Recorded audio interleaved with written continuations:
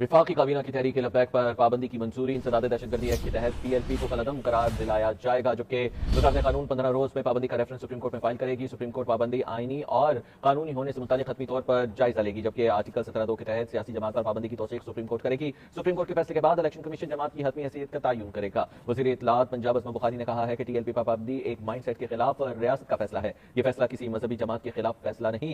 TLP को project के तौर पर लॉन्च किया गया। TLP जो कर रही थी वो सियासत नहीं, इंतशार था। किताब सादा रहेगी कब तक, कभी तो आगाज़ बाब होगा।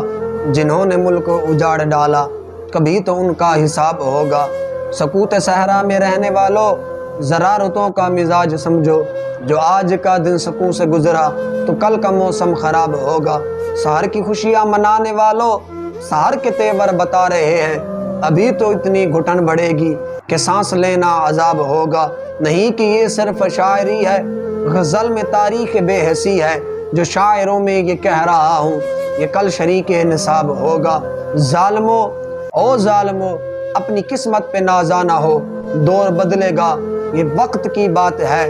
वो यकीनन सुनेगा दुआएं मेरी। क्या तुम्हारा खुदा है, हमारा नहीं?